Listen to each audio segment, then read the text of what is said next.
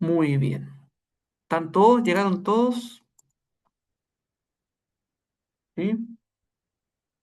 Creo que hay gente que nunca le he escuchado su voz. Espero que tengan voz. Que por último ese día que hablemos, aparezcan hablando. Ojo que ese día tienen que o sea, venir, asistir a la clase, ¿no? Con cámara encendida para que hablen en ese momento con el marido, para que no aparezcan boxer atrás, las típicas chistosas que nos pasaban en la pandemia, ¿no? O para que el hijo no aparezca con la olla atrás pegándole. Yo ya hablé con Fe para que no se fuera a poner a tocar baterías ahora. Bien, vamos entonces con el tema que hoy día nos convoca.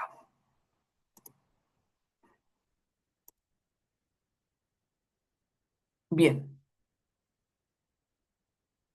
yo una vez más les hago la advertencia de que esto es historia, ¿ok? Y, y me voy a alejar harto del dogma, harto de lo que tiene que ver con que Jesús es el Hijo de Dios. eh, Eso se complementa después, después hago la conexión. Pero creo que es importante que hagamos esta diferenciación porque Jesús es un personaje bastante polémico. Eh, es un personaje bastante polémico porque se ha escrito mucho de él, muchísimo de él. Y esto se debe a que, por un lado, tenemos que el movimiento cristiano, en su tercera generación, fue incorporando hombres de alta sociedad muy educados, muy refinados, como por ejemplo San Ambrosio, San Agustín, San Atanasio, San Ignacio de Antioquía, los que podemos llamar nosotros padres de la iglesia, que van a ir dándole un toque más de élite y también, en cierta medida, un formato más académico a la fe. Ya no es una fe que se tiene que plantear desde el encuentro, sino que es una fe que se plantea desde el debate.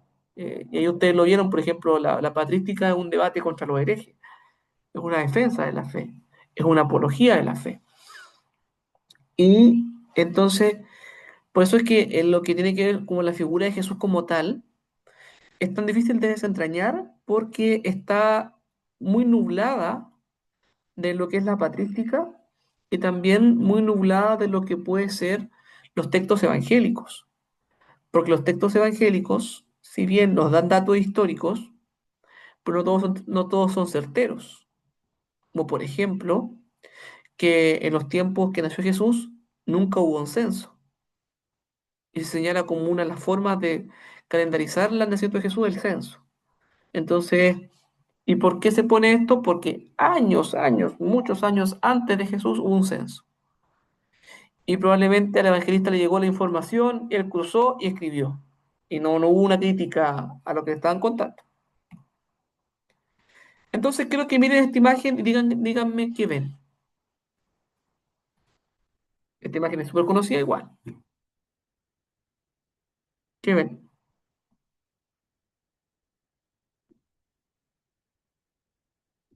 Un hombre con unos cabritos, rodeado de unos cabritos y uno al hombro. ¿Ya? Se Muy bien, ve gracias. un hombre como una especie de toga, unas botas quizás, no creo que sean botas, pero unos calzados altos con torso descubierto. ¿Ya? Muy bien. ¿Qué más estamos viendo? Veo unas aves, parece, unos árboles arriba de unos árboles. No se distingue qué tipo de aves son. Muy bien. Garabota. La foto. ¿Alguien sabe quién es? Debería ser Santo Tomás, No, ¿no? no son Tomás. ¿No? El pastor de Hermes. Va por ahí, pero estamos hablando, ¿Sí? estamos hablando, estamos hablando de época cristiana. Ah, ya, correcto. No vamos a decir Jesús porque no es Jesús. Es Jesús, ¿Sí? es Jesús, sí, pues. Este Jesús está en las catacumbas. Chuta. Esta es la imagen de Ok, Jesús buen pastor. La imagen ya. de Jesús buen pastor en Roma. siglo primero, primera generación de cristianos estamos viendo acá. ¿Cómo representan a Jesús? Fíjense, es un romano. Como dijo un día un profe de historia, Jesús se revuelca en la tumba si viera esto, ¿no? Pero fíjense, lo personifica como un romano y alguien dijo el pastor de Hermes. De ahí viene un poco la mitología. Entonces, ahí viene, uno puede decir, ¿será real que Jesús dijo soy el buen pastor? Cuando está el mito del pastor de Hermes, por ejemplo. Ese es el momento uno tensionar qué cosas dijeron de Jesús y qué cosas dijo Jesús, que es muy distinto. Pero vemos a Jesús representado como un pastor de ovejas, que también es cercano a la naturaleza, que, ¿cierto? Que es el buen pastor, que carga la oveja, ¿cierto? ¿Acuerdan este mito, este relato cuando el buen pastor encuentra la oveja, la lleva sobre sus hombros? Entonces, por eso es que la oveja la lleva sobre los hombros, lleva un carnero al hombro. No lleva, ¿no es cierto? El carnero, sabemos que el carnero tiene unos cuernitos. Y esta imagen, ¿a quién vemos ahí?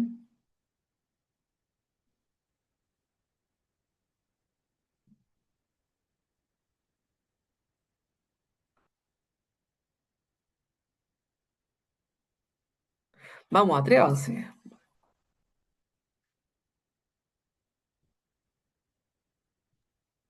Jesús, ¿Sí? pareciera que Jesús, sí. Ya es Jesús. Concordemos que es Jesús. ¿Ya? ¿Y qué elementos tiene? Que, bueno, este hombre que está postrado y están estas dos figuras que están alrededor, o sea, en los circulitos, ¿cierto? A derecha e izquierda. Él está en un trono también y tiene un ¿Mm? texto, ¿Sí? pero no sé quiénes son o qué significan en el fondo los personajes y el que está postrado. ¿Qué será la Trinidad? ¿El Padre, Hijo y el Espíritu Santo? Y uno No, está de no. ¿No? blanco y uno está de oscuro, podría ser el bien y el mal. Puede ser, por ahí, por ahí. ¿Qué estamos viendo? A ver. Eh, A Jesús entronado, prácticamente. Jesús entronado. Fíjense, acá vemos a Jesús, a Teotocos, María, a un ángel, el ángel de vida y la justicia, correcto, sí, tiene alas. y a los pies el emperador romano. El emperador romano besándole el pie a Jesús. Esto está en la puerta imperial cuando uno va a Turquía, a Estambul. Los que hemos estado ahí, mentira, yo no he estado, sino, está en la foto, ¿no? Pero está en la puerta que entraban los emperadores. Cuando entraban a Hagia Sofía, esa tremenda catedral ortodoxa que ahora es mezquita, que algún día recuperaremos los cruzados, eh, Jerusalén y la Hagia Sofía, por ahí entraba el emperador. Entonces imagínense el mensaje que le dan al emperador. Jesús es el rey del universo. Tú no. Tú estás a los pies de Jesús. Pero fíjense, ¿qué pasó acá entonces? ¿Cómo partimos de esto y llegamos a esto? ¿Qué nos pasó? Que se fue representando de acuerdo al contexto, Mm, al tiempo en que se estaba viviendo, a la situación, como hemos estudiado, histórica, la situación social, en fin. Y claro, y también ahí los mensajes que entrega, porque este último es como un mensaje súper potente y hay un cambio tremendo, pues de la primera imagen a esta. Mm. mm, sí. Hay de un Jesús que es pastor a un Jesús emperador, a un Jesús a que todos los reyes de la tierra se le rinden. ¿Cierto? Hay una imagen importante acá y una reflexión teológica bastante elevada. O sea, aquí hay un tema de poder. Y no solamente un poder espiritual, sino que un poder terrenal. Un poder terrenal. O un poder, como se llama hoy en día, poder temporal. Se habla en derecho, ¿no? Fíjense lo que nos dice aquí Etienne Carpentier. ¿Quién lo puede leer, por favor?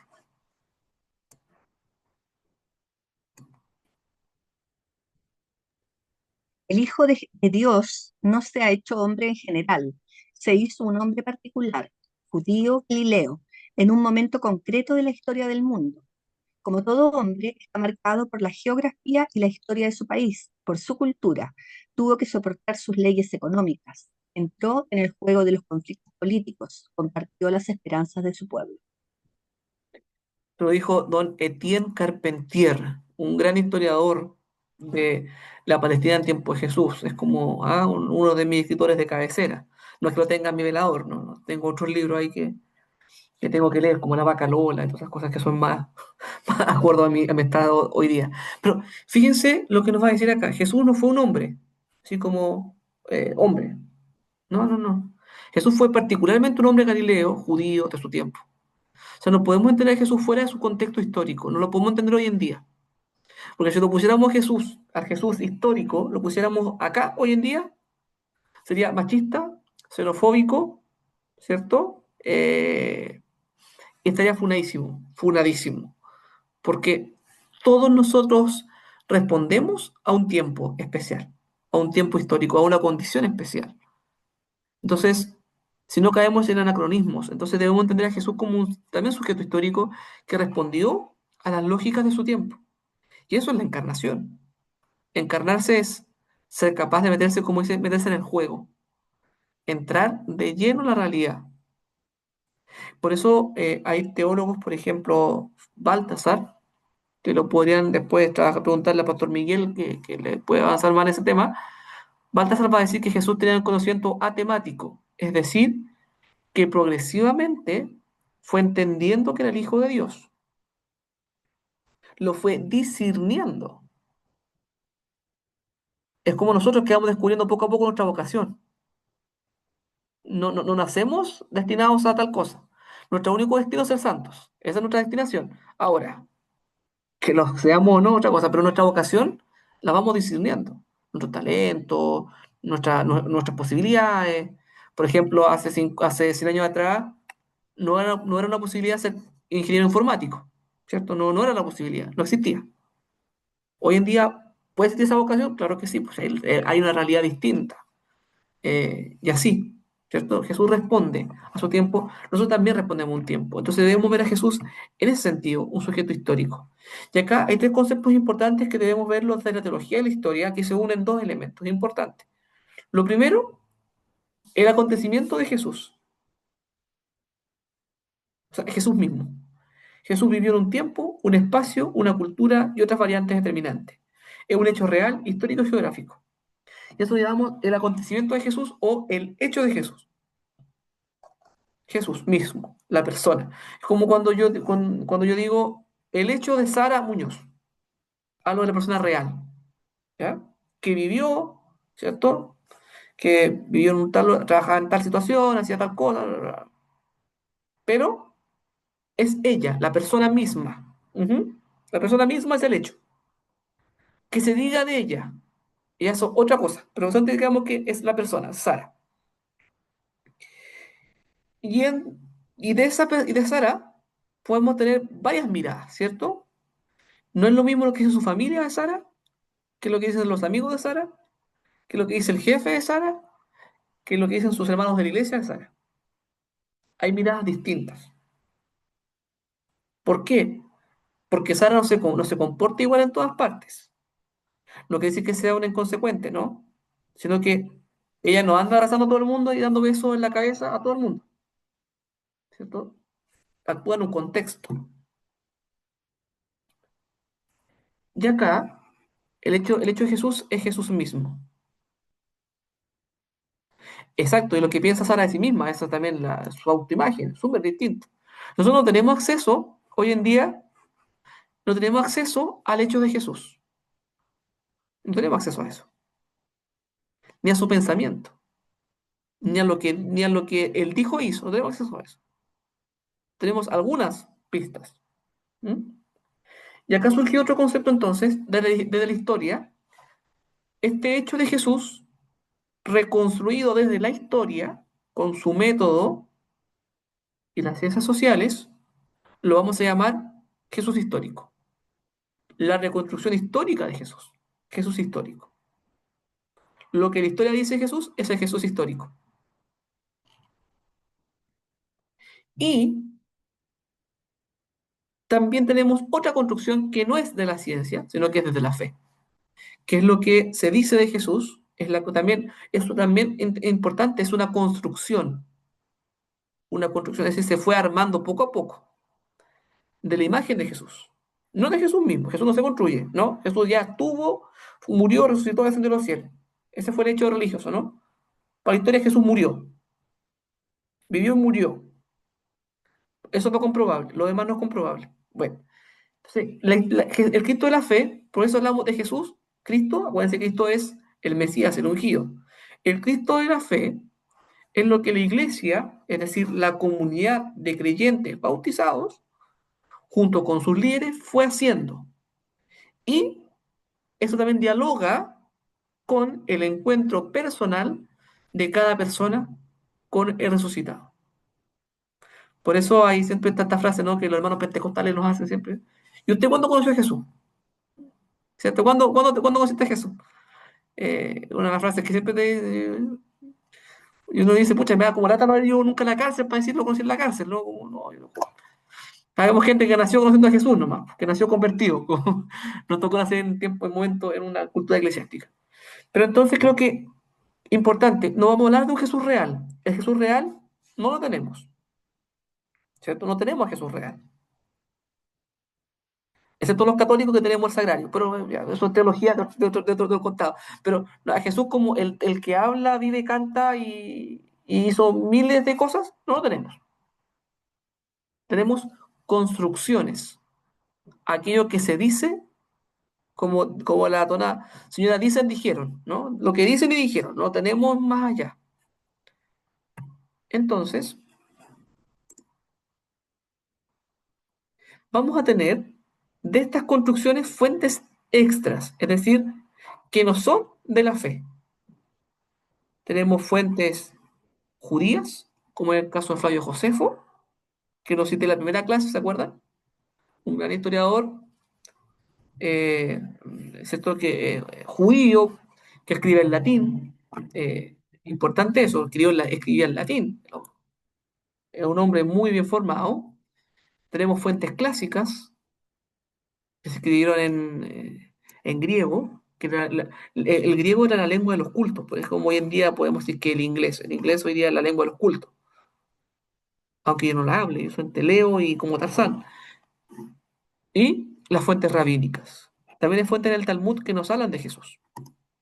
Ahora, ¿qué nos dicen de Jesús? ¿Quién puede leer este texto aquí?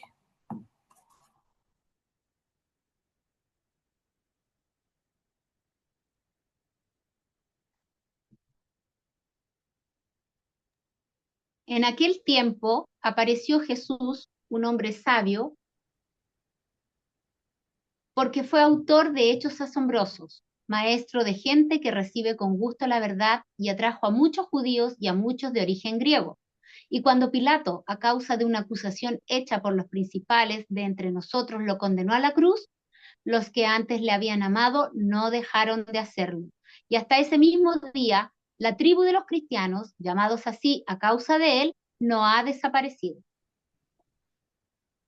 Fíjense lo que va a decir. Acá dice hechos importantes de Jesús.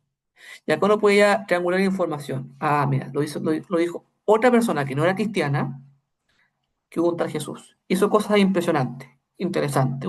Fue un maestro, dice ahí, de la gente, o sea, fue un rabino. Y que, aun cuando murió, no dejaron de amarlo. Interesante, o sea, el movimiento de Jesús en ese tiempo, estaba hablando en el 60, 70, plena predicación de Pablo, tenía un movimiento fuerte de creyentes. Ojo aquí, también, aquí está, esta versión es una versión crítica, porque hay varias versiones de la antigüedad de los judíos que fueron escritas por monjes cristianos. Y recuerden que con el tiempo de la copia, con la copia, con la copia, le fueron agregando más cosas. Entonces esto fue como un poco depurado, fue un poco depurado esta es la versión crítica. La versión que tengo así que sale original, versión crítica. Entonces todo lo que se fue eliminando, varias cosas se fueron eliminando. Entonces podemos decir que maestro de gente que recibe con gusto la verdad, eso fue un agregado. Maestro, punto. Eso es cierto. Entonces cuando recibe con gusto la verdad, o sea, si Fray Josefo diciendo esto no se convirtió como extraño, ¿no? Entonces, como que por eso hay que le con sospecha a la fuente. Tenemos otro autor, Plinio el Joven, procónsul de Bitinia, es decir, vivía cerca donde estuvo Jesús. ¿Alguien puede leer qué nos dice acá?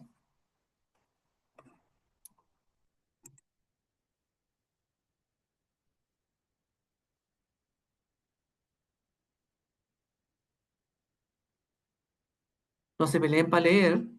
Voy a decir nombres, voy a decir nombres. A ver, No, vamos, no, vamos. no, no se preocupe, yo leo, no se Ya, preocupe. No, siete no Jorge. pongamos en aprieto a los compañeros.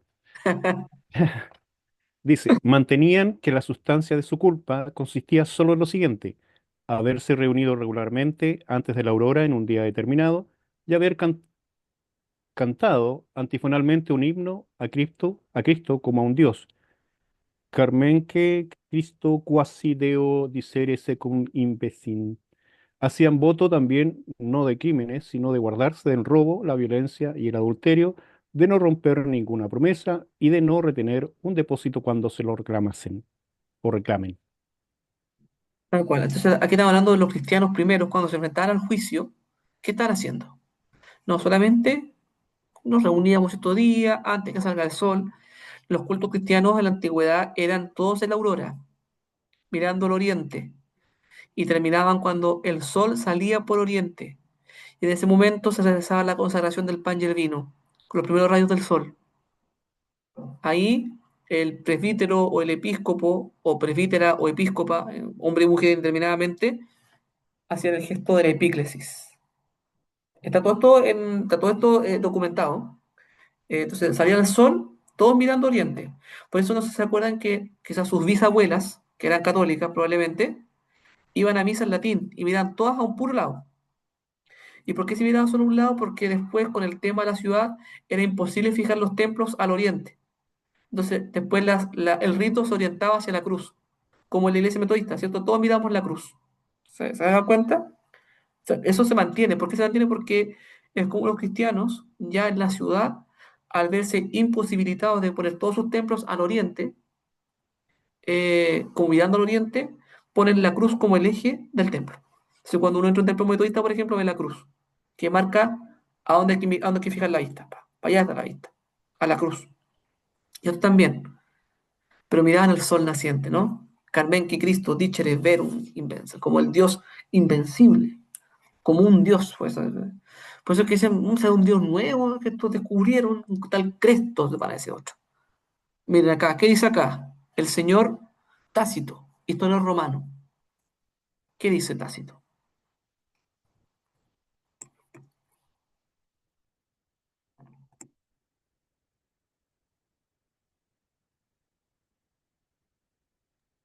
¿Puedo leer?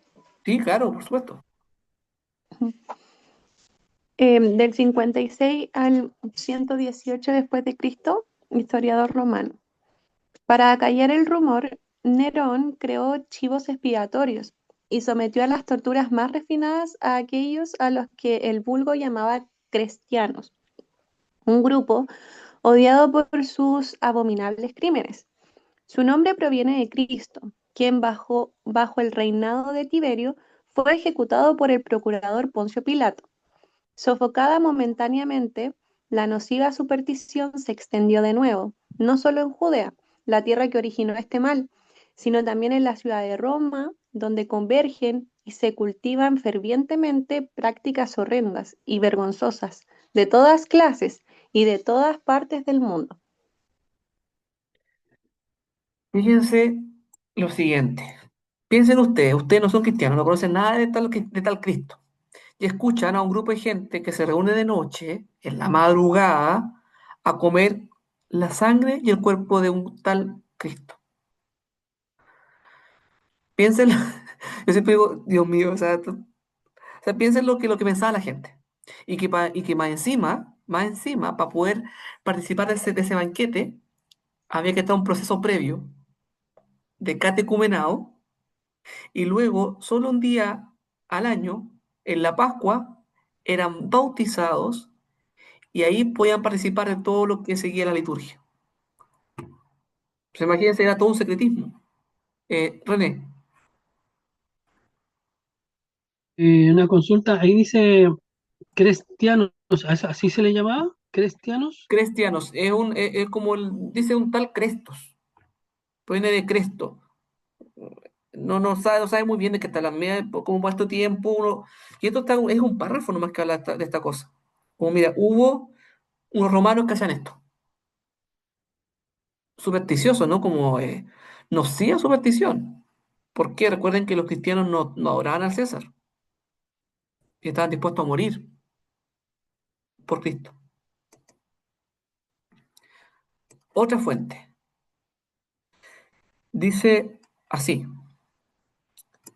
¿cierto? Dice acá, dice, Judeus impulsaron Crestos, asiduo tumultus Roma explicit. ¿Qué dice Claudio? Expulsó de Roma a los judíos que andaban siempre organizando tumultos por instigación de un tal Crestos. Los cristianos aparte eran medio revoltosos. No solamente hacían cosas, sino que también hacían como que motivaban a rebelarse contra el César. Y eso no es tan fácil. Pero fíjense, una pura frase habla de que hay unos tal instigados por Cristo, ¿no? Unos judíos impulsados por Cristo que hacían tumultos en, en Roma.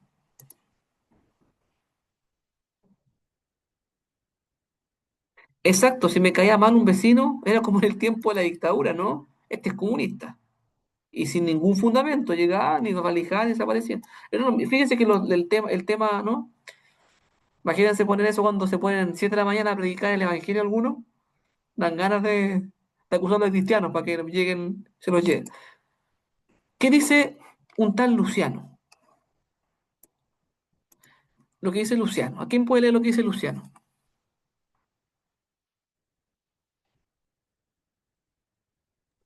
Leo. Consideraron a Peregrino un dios, un legislador, y le escogieron como patrón, solo inferior al hombre de Palestina, que fue crucificado por haber introducido esta nueva forma de iniciación. Su primer legislador les convenció de que eran inmortales y que serían todos hermanos, y negaban los dioses griegos y daban culto al sofista crucificado, viviendo según sus leyes. Entonces, acá también hay una mirada. ¿Qué decían de tal Jesús? Decían esto, fíjense acá, un peregrino de Dios que hacía algunas leyes, algunos mandamientos, solo inferior al hombre de Palestina, introduciendo la forma de iniciación, el bautismo, ¿cierto? El bautismo, la forma de iniciación. Y después de que se iniciaban, comían el cuerpo y la sangre de tal Cristo. Era un poquito complejo ser cristiano, ¿no? Como, ¿qué es lo que decían de afuera? Era muy, muy cerrado, era muy hermético lo que se llevaba. Y fíjense que daban culto al sofista crucificado, a un sofista. Y decir sofista era una forma de decir a un charlatán. Eso era un sofista era un charlatán, alguien que hablaba ciertas cosas medias sabias por ahí, pero no era alguien considerado como un filósofo, que podemos decir, no, es un gallo así como que sabía mucho, no, es un sofista. Y más encima crucificado, o sea, fracasadísimo. Ahora, ¿qué nos va a decir las fuentes rabínicas? La Mishnah, por ejemplo, o la Testá, el Talmud, el Mashadrim, el Targunim. Fíjense lo que dice acá un acta Sanedrín. Nuestros rabinos han enseñado que Yeshu tuvo 5 discípulos: Matai, Nikai, Neser, Buni y Todá. ¿Cierto? Mateo, Nicodemo, Neser es Lucas, Bruno y Tomás. Acá hay dos que no aparecen nuevos, ¿no? Bruno.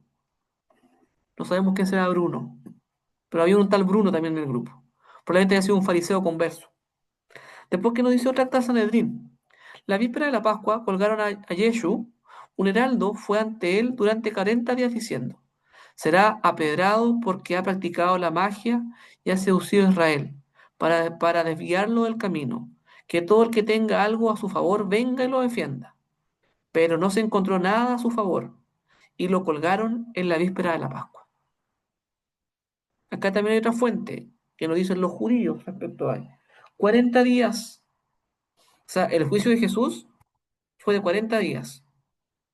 La cuaresma son 40 días. Pero los evangelios no nos hablan de esto. Fíjense, acá hay una tensión, ¿no? Entre lo que dicen los judíos de Jesús, porque recuerden que Jesús llega a Jerusalén y ahí inmediatamente lo matan. O sea, llega, entra al templo y lo acusan al tiro, lo encarcelan. Es muy rápido. Acá dicen que fue 40 días de preparación de este juicio. ¿Por qué se da esto? Fíjense aquí. Disculpen es como lo que hay, ¿no? Pero fíjense aquí importante. La vía pública de Jesús, 3 años, cortito, del 28 al 30 nos traerá. Jesús predica, Jesús va a hablar, Jesús vive en Nazaret como un buen judío, o sea, Jesús no era un mal judío, ojo acá. Jesús, según los fariseos, era un buen judío, era un maestro. Por eso los fariseos le decían maestro, ¿qué puede hacer para dar la vida eterna? Ser un hombre que cumplía los preceptos de la ley, que hacía las cosas como correspondían, pero ¿qué pasa después? ¿Qué es lo que nos llega después a nosotros?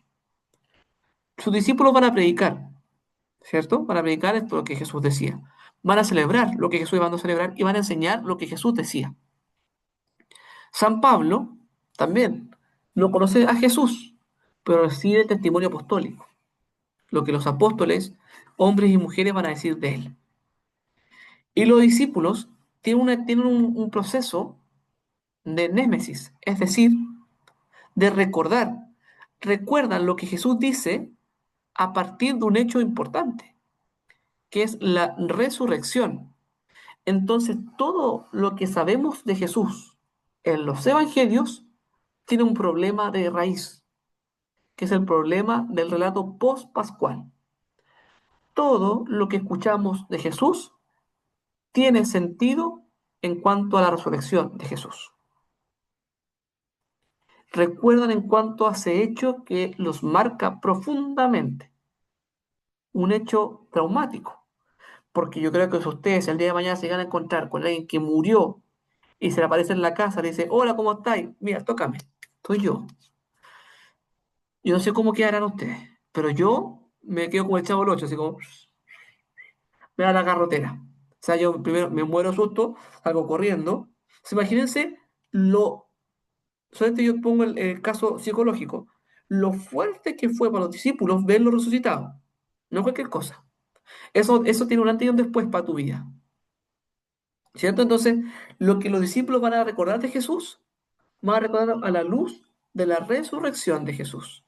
Entonces, la imagen de Jesús es traspasado por este hecho. Y lo que no tenía sentido con la resurrección, con que todo iba a terminar bien, no lo van a recordar. O simplemente no lo van a decir, porque no tiene importancia. Porque, por ejemplo, ¿se acuerdan que este año se cumplían no sé cuántos años el premio Nobel de Gabriela Mistral, ¿cierto? ¿Sí? ¿Qué pasó? El Ministerio de la Mujer quiso recordar a Gabriela Mistral con un hecho, con el hecho de que era lesbiana. Entonces se dio toda la gente encima. ¿Por qué? No porque sea mentira, sino porque no tiene sentido su sexualidad con respecto a su obra. Entonces lo mismo que los discípulos van a decir, a ver, no tiene sentido hablar de que Jesús le encantaba comer pescado con falafel, ¿ya? No tiene sentido, porque no tiene ninguna consonancia con la resurrección, con su obra salvadora. Entonces lo que recuerdan de Jesús es solo aquello que tiene sentido en cuanto miramos a Jesús resucitado. Por eso es que muchos de los hechos de Jesús, como por ejemplo la infancia, podemos decir con mucha libertad que hay mucho de invención ahí. Aunque también se dice que Lucas conoció a María y que Lucas fue el primero que retrató a María en un cuadro y que ese cuadro está en el monte Athos, en Grecia. Pero no sabemos. No dice aquí, que no parte diciendo como la mamá de Jesús me dijo que. Porque si uno revisa Lucas en los primeros capítulos ve que María dice un cántico, ¿cierto? Proclama mi alma la grandeza del Señor. Pero también, si uno compara ese cántico de María con lo que Miriam dice en el Éxodo, dice casi lo mismo. Si uno hace un paralelo entre el Evangelio de Lucas, en las palabras de María, en el Magnificat, y lo que dice Miriam, ¿cierto? El cántico de victoria, son muy similares, porque son dos pasos importantes. Entonces, toda esta comprensión de Jesús es atravesada por el hecho traumático de la resurrección y de la muerte también. Muerte de toda la pasión. No es, entonces, psicológicamente hablando, y esto se ha comprobado, por ejemplo, cuando uno trabaja con personas que han sido torturadas políticas, por ejemplo, ya tengo que trabajar a mí en el tema de la historia, eh, todo lo que recuerdan, lo recuerdan mediante la anémisis de su tortura, y lo recuerdan desde la experiencia de ser torturados. Entonces, no es tan distinto lo que pasa con los discípulos. Una experiencia traumática. Se les muere alguien importante. Y no se muere de algo, eh, no se murió de cáncer. Lo mataron. Jesús lo mataron. Yo cuando Jesús dice Jesús murió, no, Jesús lo mataron. Por nosotros. Pero Jesús no murió por nosotros, Jesús lo mataron por nosotros. Es distinto la concepción que damos de repente, ¿no? Entonces, ahora cuando hablamos de Jesús, tenemos que tener cuidado porque hay algunos mitos de Jesús. Por ejemplo, de que es de una familia sacerdotal y de que es de un linaje muy importante. La verdad es que no.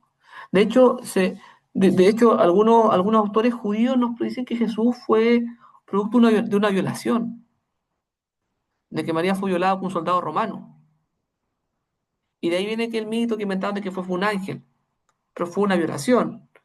Eh, se da mucho espacio porque el fin también pues como los judíos van a rechazar a este nuevo grupito de judíos, de estos nazarenos, van a también los judíos a tratar de manchar la imagen de Jesús. Por eso, no me acuerdo en este momento que Evangelio termina diciendo, hasta hoy en día los judíos siguen diciendo que los cristianos escondieron a Jesús, ¿cierto? Siguen predicando eso. Y sí, dicen que los cristianos escondimos a Jesús y lo tenemos escondido en que tal parte para que nadie descubra que no resucitó.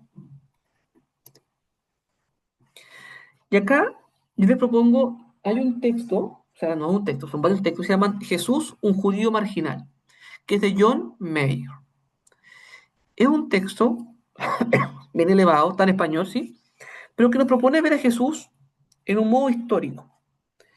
El autor es católico, fue excomulgado por este libro, porque va más allá de lo que la iglesia permite. Pero fíjense lo que nos va a decir acá como propuesta de lectura. Primero, primer punto, que tenemos pocas fuentes de Jesús, pocas fuentes historiográficas. Por ejemplo, Flavio Josefo dedica más líneas a Juan el Bautista que a Jesús de Nazaret. ¿Por qué? Juan el Bautista fue muy importante y hay un movimiento muy importante que surge Juan el Bautista. Y en las primeras comunidades cristianas, la discusión no era si Jesús era o no, sino que la discusión era quién era el profeta real, Jesús o Juan el Bautista. Por eso los evangelios al principio zanjan eso y ponen en boca de Juan el Bautista, yo no puedo ni siquiera desatarle la correa de su sandalia. Es una manera que van a decir aquí, la comunidad de seguidores de Juan y Jesús discuten. Y dicen, a ver, ¿quién aquí es el Mesías? Y quien gana el debate o quien gana un poco la representación diciendo aquí al que tiene más argumento o el que tiene más hecho para decir que este es el Salvador, es Jesús. Y por eso lo emparentan con Jesús, a Juan el Bautista. No tenemos datos que digan realmente son primos. Pero el Evangelio lo que hace es condensar la discusión primaria. ¿Quién era el Salvador? Juan el Bautista, que también hacía milagros, que bautizaba y anunciaba el reino de Dios y el arrepentimiento, o Jesús, que anunciaba el reino de Dios, anunciaba el amor y murió en la cruz, porque Juan también murió, también lo mataron, y por nuestra causa, ¿cierto? Pero no tiene ningún sentido las papas, ni el espejo bajo la higuera, la noche de San Juan, eso es otra, es harina de otro costal. Entonces, y fíjense que Tácito, que lo acabamos de leer, le dedica aún menos importancia a Jesús. O sea, Jesús, historiográficamente hablando, no es importante. No causó un gran revuelo en la historia de su momento. Es como que, no sé, dijeran que yo soy alguien importante. Eso es mentira. ¿no? Yo soy conocido con quién, para mi estudiante y para mi familia. Pero no soy un gran profesor que hable en la universidad y que tenga libros publicados. No, no, no, no, no tengo importancia en este momento historiográfica. Quizás cuando me lance presidente, quizás sí, puede ser. ¿Cierto? No tenemos esa importancia. Lo otro que tenemos es que la muerte de Jesús es una muerte escandalosa. Jesús muere sentenciado a muerte por el pueblo es que pide que lo maten. Vive la pena de muerte delegada a los criminales y esclavos. Jesús muere como un maldito. Muere como alguien de lo peor de su pueblo. Y hay una automarginación de Jesús. Jesús primero no vive en el centro de la sociedad, vive en Galilea. Él pudo haber escogido nacer en Jerusalén, en Jericó, y no, él se automargina. Y también, fíjense que en ese momento es súper importante tener una profesión, y Jesús no quiere ser un profesional, no quiere tener un trabajo. Jesús vive la razón de ser un desocupado y más encima itinerante, que vive de limosnas. O sea, no vive de su trabajo, vive lo que le da a la gente. Entonces tiene una automarginación de Jesús. Y las enseñanzas de Jesús de la época van a ponerlo en tensión. Por ejemplo, la comunidad de Jesús aceptaba muchas cosas, pero Jesús no. Jesús va a decir, divorcio, no, porque esto es machista. El ayuno, tampoco. Jesús no era alguien que ayunaba, ¿cierto? No se hace ayuno mientras está el novio en la fiesta. El celibato, eso va a ser un tema complicado para Jesús. ¿Por qué Jesús no se casó? ¿Habrá sido homosexual acaso? ¿Que no tuvo hijos? ¿Por qué no tiene hijos si para los hombres lo más importante es tener hijos? Casarse contra una mujer. ¿Cuántas veces en nuestra iglesia tratamos más a la gente que es soltera o solterona, ¿no? Que le decimos, oye, ¿y usted cuándo el idóneo, no? ¿Cuándo va a tocar el idóneo? Y también las enseñanzas de Jesús surgen no de una escuela teológica, no de una escuela farisaica, sino que nacen del mismo. Alguien marginal que enseña y que se opone a lo que la gente cree. También su estilo de vida. Fíjense que al ser campesino también va a chocar con la vida de los urbanos. ¿Se acuerdan cuando Jesús cegó trigo en pleno sábado? Cuando Jesús propone ayudar a quien está herido con sangre en la calle. Cuando Jesús habla con una mujer que era una pecadora pública. Cuando Jesús habla con una mujer en Sicar, que era, aparte de ser mujer, era samaritana. Jesús con sus actos se va marcando distinto, como algo, mira, como el dicho, dime con qué nada diré quién eres. No se rodeaba de gente muy buena, se rodeaba de gente media tosca, de gente que vivía al 3 y al 4, tenía muy pocos poderosos a su lado. Dos poderosos, María Magdalena, una viuda con mucha plata, y José Arimatea. No tenía más gente rica al lado. Claudia, ya, pero no tenemos mucho dato que Claudia haya sido una gran seguidora de Jesús antes de su muerte. Después sí, vemos que Claudia es importante. Pablo la nombra. Es la misma Claudia, por si acaso, que Pablo nombra, es la que aparece en la esposa de este gobernador. Y fíjense, es un Galileo. Es de Galileo, primero, del norte, con diálogo con los fenicios. Es un laico, es decir, no pertenecía a una clase sacerdotal, sino que era un laico normal, común y corriente. No era pastor, no era obispo, no tenía un rol religioso importante en su comunidad, no era un maestro oficial de su sinagoga. Vivía en el campo y más encima era pobre. Pobre en el sentido de que no tenía gran opulencia. Hoy en día podemos decir que Jesús tampoco era alguien paupérrimo, no era un Anahuín, ojo ahí, ¿ya? Pero era alguien que no tenía opulencia, no era alguien que se rodeaba de gente poderosa y los Pepe Patos y se paseaba, ¿no? Por grandes colegios, no, no. Jesús es alguien que iba marginándose. Entonces, desde este punto de vista, vamos a ver que Jesús es bien marginal. Jesús no era alguien que estaba al lado de los gobernadores. Jesús era alguien que estaba siempre al margen de la historia. Alguien ínfimo. Alguien que no tiene importancia. Sin ninguna importancia historiográfica. Yo veo este personaje y digo, sigo. Si no tuviera fe. O si no tuviera la importancia que tiene en la actualidad. Entonces, ¿qué nos propone Meyer para la lectura histórica de los evangelios? Primero, un Jesús crítico. ¿En qué sentido un Jesús crítico? Que se va a oponer al régimen que ponía a la religión como cómplice de las opresiones del pueblo. Jesús va a decir, Jesús va a ponerse a todas estas leyes y normativas religiosas que van a ponerle más carga a la gente. ¿Y por qué? Porque se van a transformar en los cómplices de la opresión. La clase sacerdotal, el templo y el culto eran cómplices de lo que la gente sufría. Porque estos sacerdotes se aliaban con los romanos, se aliaban con los griegos, con quien fuera en el momento, para mantener el régimen económico y religioso, para mantener a la gente oprimida, pero no más allá de las de Dios. Después, entender a Jesús como marginal, es decir, no como alguien importante, como alguien mínimo, como se dice hoy en día, como alguien de a pie. Jesús no era alguien que se rodeaba de clase alta, pero también es importante acá que tampoco era alguien importante religiosamente hablando. No era un fariseo, no era un saduceo, no era un rabino oficial, sino que era alguien laico, que se dedicó 30 años a las labores del campo y después 3 años a hablar de algo, ¿no? Inculto. No tenemos que Jesús haya sido a la escuela de Gamaliel, no tenemos ninguna, ni que haya sido de una gran escuela. No tenemos datos de eso. Y él mismo se entendió, se autopercibió como un pobre de Yahvé. Su relación era de providencia mutua, y por eso es que le iba a decir después, ¿se acuerdan cuando vayamos los niños? Va a decirle papá a Jesús, porque el niño todo lo espera de su padre y su madre. De ahí viene esa imagen de posicionarse como un pobre de Yahvé. Y Jesús como un profeta. En el anuncio, Jesús se fue entendiendo progresivamente como quien debe anunciar la liberación. Mateo 5. ¿Se acuerdan cuando el Espíritu sobre mí me ha llevado para anunciar el mensaje a los oprimidos? Jesús, ese es el momento en que Jesús hace la clave, dice, para esto vengo al mundo, para liberar de lo que hace que seamos esclavos, porque solamente alcanzaremos la verdadera humanidad siendo libres.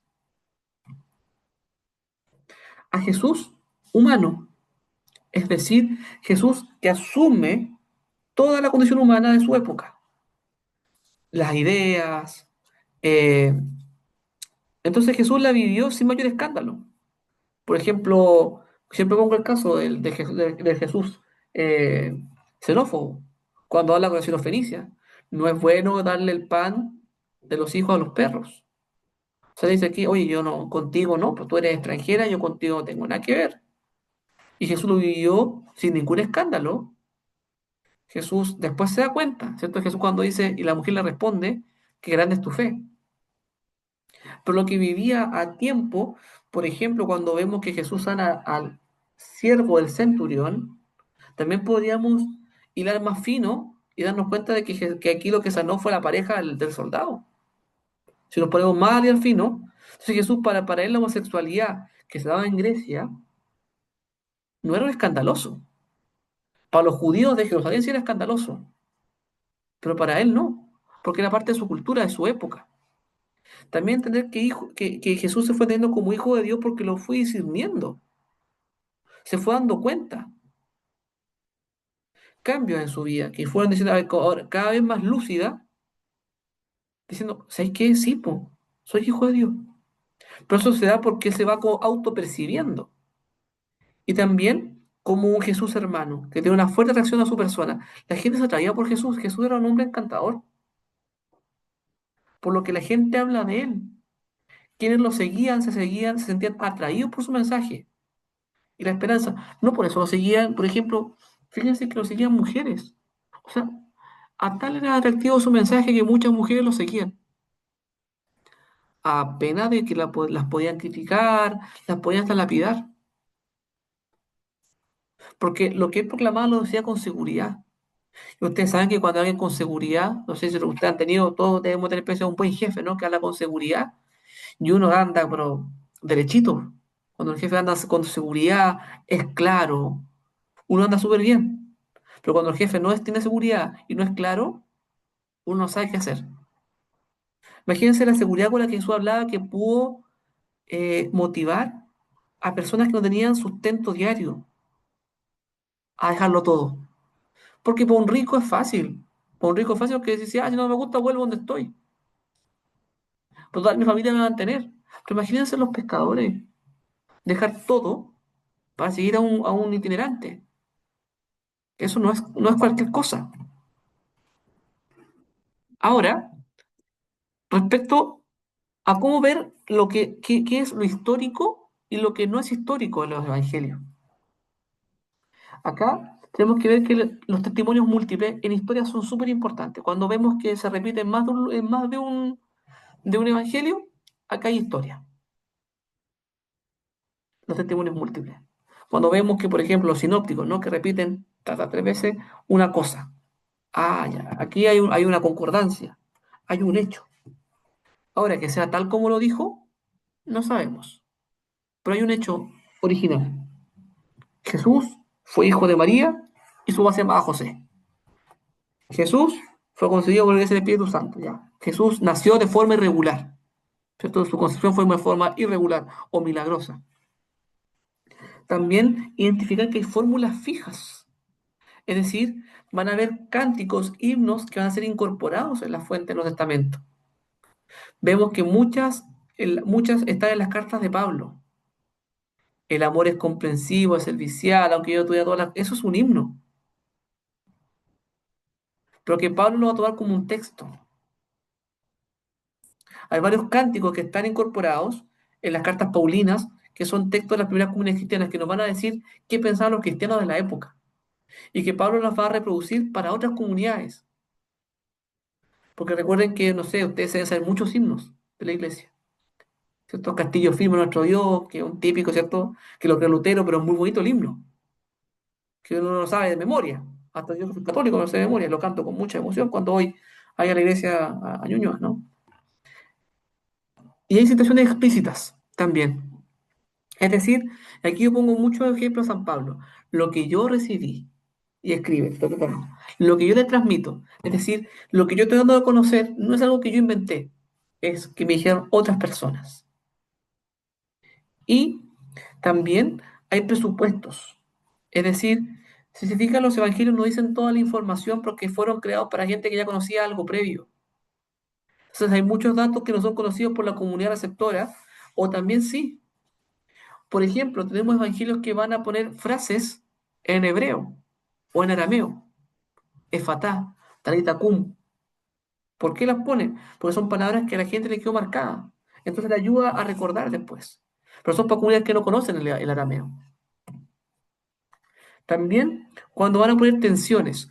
Y aquí es súper importante la tensión. Cuando el dato que me entregan no se condice con el contexto o supone un origen distinto. Y aquí dice, esto no corresponde.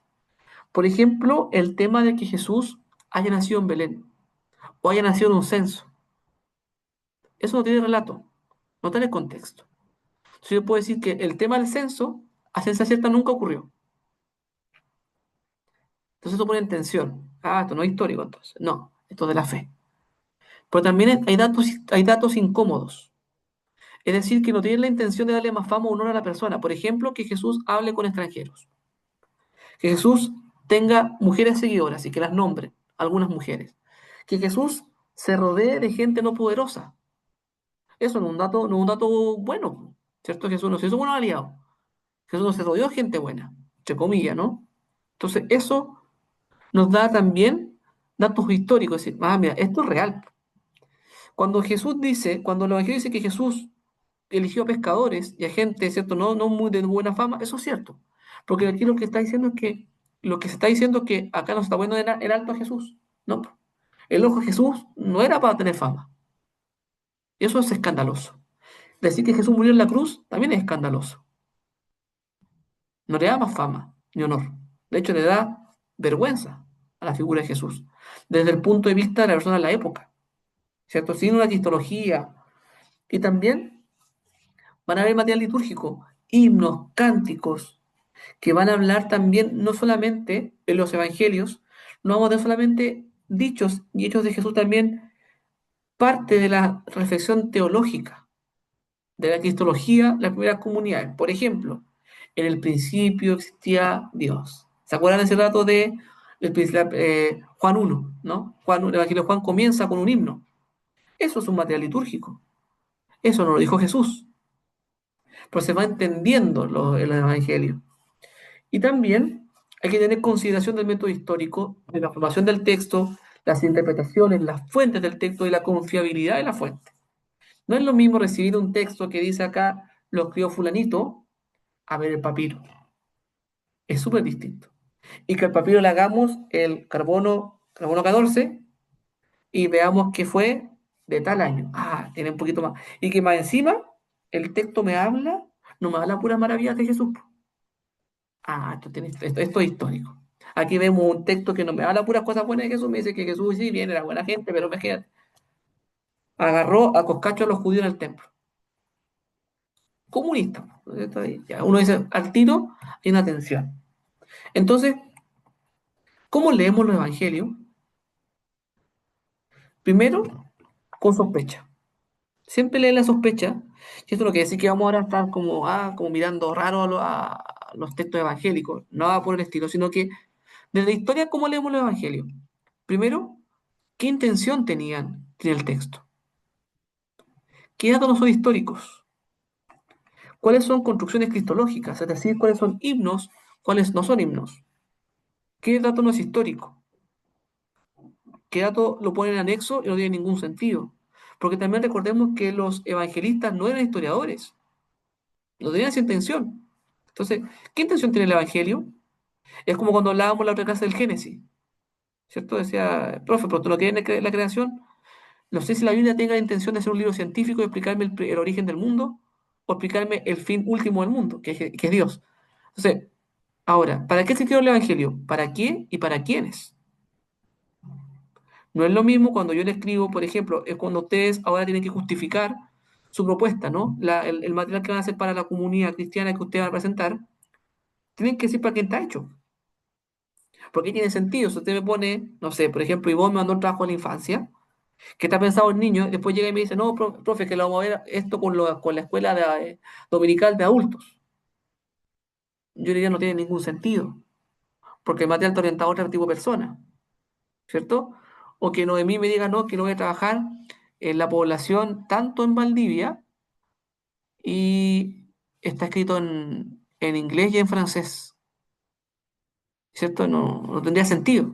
Entonces, ¿para quién fue escrito los evangelios? Es importante analizar la pertenencia que tienen los textos. ¿Para qué nos recibieron la primera parte? Por ejemplo, a ver, ¿qué intención, qué quería provocar el autor? ¿Por qué recuperan esos dichos y hechos y no otros? ¿Por qué hablan de esto y no de otras cosas? ¿Les ha pasado que hay fuentes, que hay cosas que dice, por ejemplo, no sé, Lucas, que no las dice otro evangelio? O que dice Juan y no dice ningún otro evangelio. Por ejemplo, las bodas de Caná en Juan. O la infancia de Jesús en Lucas. Y así. ¿Por qué recuperan esas cosas y otras cosas no? ¿Por qué lo hará? ¿Qué quiere mostrar de Jesús? ¿Qué imagen quiere formarnos de Jesús? Como les decía, esta afirmación de Juan, cuando los evangelistas ponen en boca de Juan, no soy digno, ¿qué discusión había atrás? Lo que yo les decía, que los primeros seguidores estaban discutiendo a ver quién era el profeta aquí, quién era el verdadero Dios, quién era el Hijo de Dios. ¿Era Juan el Bautista o era Jesús? Y entonces ahí vienen a decir los discípulos de Jesús, no, sabes qué es Jesús porque lo vimos resucitado. Ah, acá hay una discusión, hay un discernimiento, es decir, aquí hay material. ¿Y qué relación tienen también los textos evangélicos con el contexto de reacción? Eso es vital. A ver, ¿por qué me hablan de esto? Porque en la época de los evangelios, los cristianos que vivían en Roma, por ejemplo, los receptores de Marcos. Marcos es escrito para Roma, ¿cierto? Entonces, ¿qué buscaba? Poner en contexto. Y ahora, un tema más espiritual. ¿Cómo puedo vivir este evangelio? Porque la idea es que ustedes, después de este curso, puedan leer de manera distinta los evangelios. Situar a Jesús. Entonces, ¿cómo puedo hacer que esta lectura que acabo de hacer, poniendo en cuenta todo este método histórico de los evangelios, lo pueda hacer vida? ¿cierto? No, no, no, no, ahora no necesitas que más quemen la Biblia, no crean nada más, porque eso es pura mentira, pura, que eso es pura teología sin fuente. No, sino para poder depurar y para tensionar nuestra fe, porque la tensión es importante. Es como cuando, siempre yo digo, la fe es como cuando yo cruzo el semáforo en verde. Yo confío en que el auto que está parado no va a acelerar justo donde vaya a cruzar yo. O si el auto viene lejos, confío en que va a frenar. Pero simplemente confío. No tengo ninguna seguridad, porque a mí me pasó que una vez por pasar en verde me chocaron. Entonces, ¿cierto? Es confiar. Y finalmente, ¿qué invitación tiene en mi contexto hoy en día este evangelio? Para hacerlo equivalente, no lo mismo. ¿Cierto? Hoy en día no voy a convertir agua en vino. Bueno, si alguien lo sabe hacer, invíteme, pero no está en el contexto. ¿Cierto? ¿Qué es convertir hoy en día el agua en vino de otras personas? ¿Qué significaba convertir en ese tiempo de Jesús el agua en vino? Eso es distinto. Cuando yo me pongo a pensar qué significó para la gente de su tiempo, la pregunta es súper buena porque uno dice, a ver, ¿qué significó esto? ¿Qué significó para una viuda de su tiempo que resucitaran a su hijo? ¿Qué significó para una mujer de un pueblo extranjero que la escucharan? Imagínense una mujer escuchada en ese tiempo. Me imagino que el diálogo que fue después, por ejemplo, con la mujer adúltera, tiene que ser un diálogo muy bonito que quizás nadie la había escuchado antes. Entonces nosotros decimos, chuta, ahora, hoy en día aquí no estoy escuchando y estamos piedrando. Eso es súper distinta a la mirada que doy, teniendo de mano, en una mano, ¿cierto?, la historia, y en otra mano el Evangelio, y mirando al frente la realidad, por conjugar todo lo que vamos aprendiendo.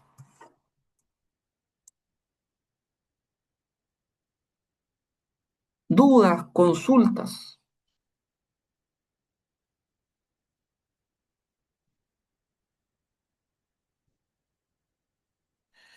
Profesor, más que duda, consulta, me encanta la reflexión final. Que todo esto tenemos que mirarlo bajo un contexto y es un contexto relevante. O sea, todo lo escrito no ocurrió al azar, ocurrió por una razón, una causa. Jesús hizo milagros porque había que hacerle entender a la población de aquel entonces, de ese contexto que teníamos que cuidarnos, teníamos que protegernos de alguna forma. Me encanta la reflexión final de que como predicadores, incluso hablo por mí en este caso como predicador, tengo que contextualizar a la iglesia en lo que el texto realmente está tratando de explicar, en lo que el Evangelio está tratando de decirnos, de llevarnos a una verdad absoluta y una verdad bonita. Y esto al final, como usted lo dijo, es fe. Es fe. Puede haber una historia detrás, pero esto se trata de fe. Y esa es mi tranquilidad, que mi fe está puesta en el blanco perfecto, que mi fe está puesta en Cristo. Con Él basta, con Él es suficiente. Mirarlo a Él y poner todo este texto en Cristo es suficiente. Así que de verdad, profe, muchas gracias por esa reflexión final. Sí, Luis, y complementando esto, yo creo que, por ejemplo, la Iglesia Católica, en el Concilio Vaticano II, llegó a una afirmación súper bonita, porque eso fue lo que nos dio pie a abrirnos a las iglesias protestantes, porque recuerden que con la Reforma se cerró todo el diálogo con los protestantes.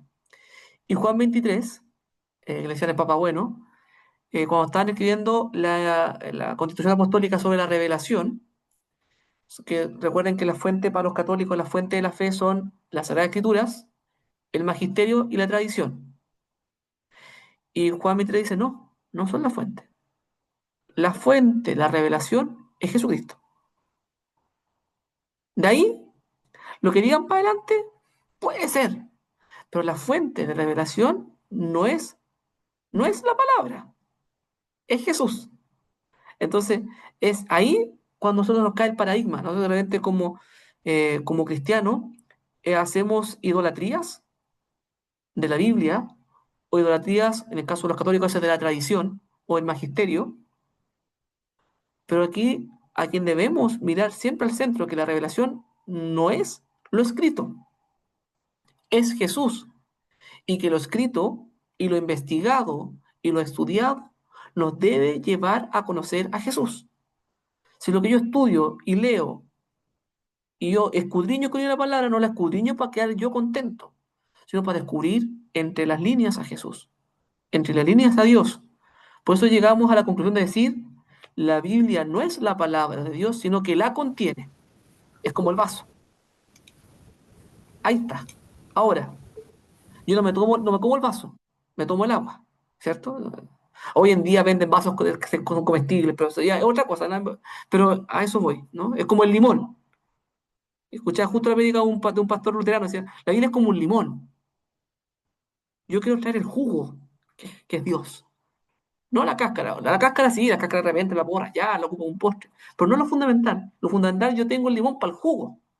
Y en este sentido, el jugo es descubrir a Dios. ¿Qué me quiere decir? ¿Qué nos quiere decir? ¿Sí? Daniel. Y bueno, se me perdió un rato la señal, pero yo estoy de regreso. Algo pasó con aquí, con Linux, que a veces cada un par de años se comporta como Windows. El asunto es el siguiente. Cuando nosotros, bueno, nuestra fe, o parte de nuestra fe se basa en dos cosas, en que Cristo fue realmente hombre, ¿cierto? Que en él se cumple la divinidad y la humanidad también. Y su historia nos da cuenta nos tiene que dar cuenta de esa creencia que tenemos de que Jesús, qué significaba que Jesús hubiera sido hombre, que era una persona etérea que caminaba sobre el agua o que aparecía de repente, y que haya sido verdaderamente hombre significa colocarlo como persona dentro de su contexto, como un ciudadano más dentro de su contexto. ¿Qué significa esa frase que nosotros decimos, Jesús fue verdaderamente hombre y fue verdaderamente Dios? ¿Qué significa? ¿Cómo separar esas cosas y que se reúnan en todo su misterio? Pero la frase real, que fue realmente hombre, significa ubicarlo dentro de su contexto histórico como no solamente como persona, sino que como judío de la época y como persona también, desde luego. Así que bien interesante el asunto, profe. Yo siempre me imagino, bueno, los chiquillos, cuando me la casa adolescente, le digo si Jesús también se enamoró. Probablemente hay alguna vecinita ahí de Nazaret, se la ve cerrado el ojo ahí. Vaya a saber, pues, ¿no? Quizás después nunca resultó eso y Jesús se puso a predicar porque era una expresión de amor. eh, ¿Cierto? Pero es situarlo, como también en nuestra realidad. eh, Uno como persona, o sea, oye, uno a los 12 años no está pensando hacer milagros. A los 16 años tampoco, a los 16 años uno no quiere nada de milagro, uno quiere, de hecho, no quiere ni ir a la iglesia a los 16 años, entonces imagínense a Jesús rebelde. No quiero ir a la sinagoga, mamá. Y María diciéndole, va. Mientras viva bajo mi techo, ¿cierto? Se hace lo que yo diga. ¿Ah? Imagínense a Jesús siendo rebelde adolescente. Imagínense a Jesús teniendo caña. Esto, diciendo el sábado en la mañana, oh, Dios mío, no tomo nunca más. Porque si algo lo tienen los judíos que toman hasta que se caen muertos. Entonces, imagínense esas situaciones que son tan humanas, pero que dicen, oye, pero ¿por qué no? No tienen, de hecho Jesús decía que era un borracho y bueno para comer. Entonces, si un metodista no es borracho y bueno para comer, yo creo que están muy lejos de ser cristianos. Pues, ¿ah? Entonces, vamos poniéndonos al día, van a tomar, a comer, ¿cierto? O cuando de repente nosotros le decimos a nuestros hijos, ¿no? No te juntes con él. No es buena influencia para ti. Y si tu hijo es buena influencia para él, puedes dar vuelta a la pregunta, ¿no? Quizás mi hijo puede ser una buena influencia para él, en vez al revés, porque pensamos que la manzana podría pudrir a la otra. No, pues, Dios no dice eso. Dios dice al revés. Yo puedo hacer que esa manzana no esté más podrida. Y nos cambia el chip. Eh, y eso es lo que les quería, de eso trataba el curso, de situar a Jesús y que pudiéramos mirar a Jesús como el campesino de Nazaret, como el hombre que descubrió en su vida que era hijo de Dios. Y eso le da un mérito tremendo. Y fíjense que el tema de la resurrección es un tema metahistórico. ¿Qué quiere decir? Que va más allá de la historia, porque no es comprobable. Yo no tengo otras resurrecciones en la historia que puede decir, no, si Jesús resucitó. No, no tengo cómo comprobarlo históricamente. Pero ahora, nadie se va a meter a la boca del león por una mentira. El efecto de la resurrección en los discípulos es tal que salen al mundo a anunciar esta palabra. Y eso es una cuestión que uno dice, esto es de Dios. ¿Ah? Esto es de Dios. Que desde un fracaso social, que es morir en la cruz, de estar como un maldito del pueblo, de morir así, y que después de estos días salgan sus discípulos al mundo con valentía, algo pasó ahí, entre medio. Entonces, ahí va la gracia. Es decir, como historiador no tengo pruebas de la resurrección. No les puedo decir, chiquillos, aquí están las pruebas, por favor, vayan y discútanle a todos los ateos. No. Pero las consecuencias que tiene la resurrección en los discípulos es incuestionable. Que algo milagroso ocurrió. ¿Qué?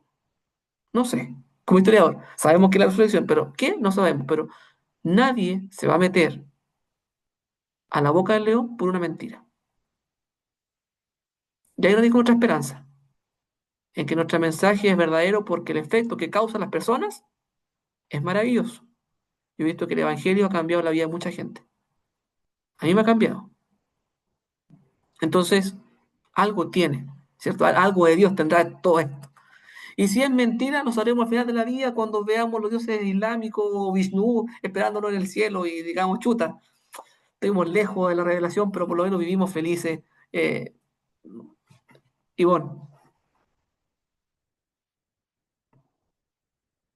está apagado, Ivonne, está apagado tu micrófono. Yo quedo más maravillada cada vez que sé de este Jesús humano y no le quita en absoluto el valor que él tiene. Al contrario, me parece maravilloso que un laico pobre, Galileo picante, un campesino que no viene de ninguna línea sacerdotal, por lo que hemos estado estudiando, ¿no?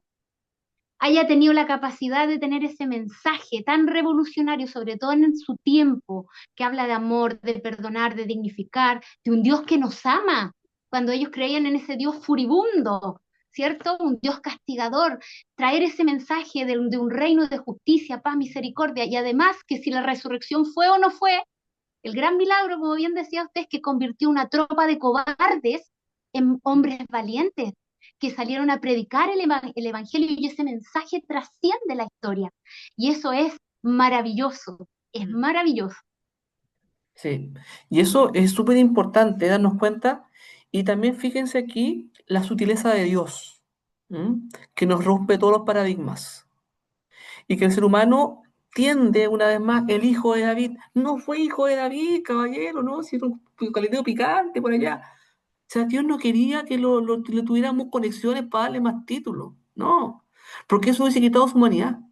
No, Jesús, Dios quiso, fíjense que hermoso es, Dios quiso que Jesús se encarnara en el vientre de una mujer que fue puerta al pecado. Ojo aquí, ¿ah? La mujer puerta al pecado, si la mujer tienta al hombre, ¿ah? Las mujeres que no se sientan tan santas como son. No, no, no, no. Ustedes son las que nos tientan a nosotros.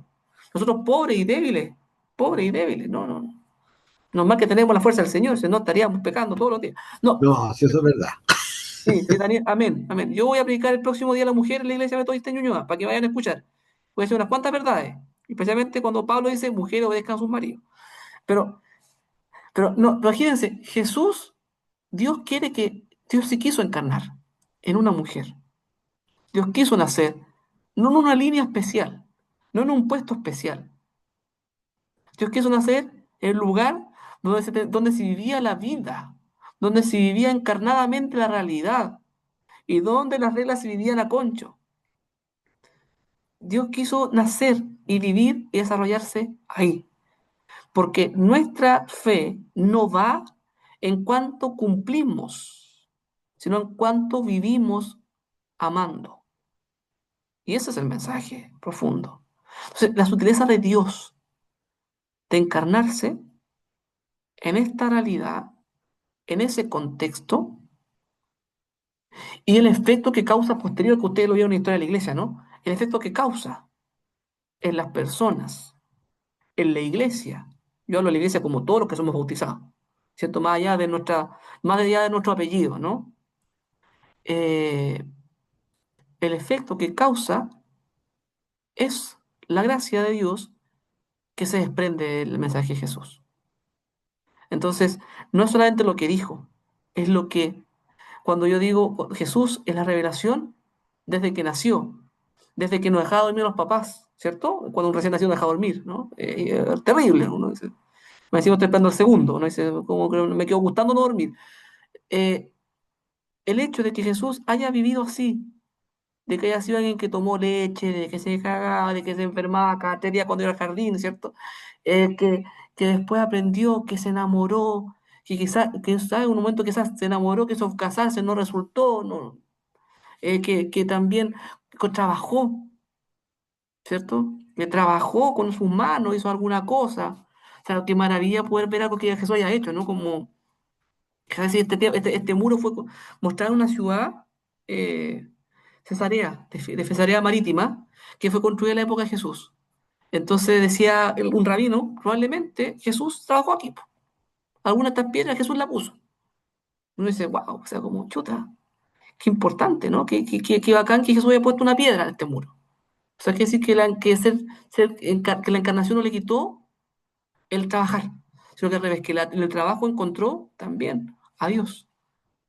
Eso, pues yo no les doy más lata de toda esta charla, pero espero que yo voy a ir respondiéndole sus trabajos, les voy a ir dando retroalimentación y espero que la próxima clase estemos, ojalá, con la cámara encendida, para poder vernos las caras, terminar bien el curso.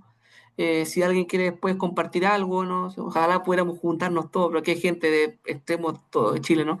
Pero yo los quiero invitar también a seguir en esto y la próxima clase vamos a evaluar. Pues las notas no nos definen como todo lo que aprendieron, las notas algo nomás para que no se vayan a echar por abajo, ¿no? Que el profe me mandó un che. No, tampoco, ¿no? Yo reviso con corazón de abuelita, ¿ah? Soy muy corazón de abuelita para revisar. Pero para los comentarios soy talibán. Los comentarios son talibanes, porque también tenemos que ir creciendo. Eso, pues, mis hermanos, sin más que decir, descansen, manden sus trabajos y ahí estamos atentos.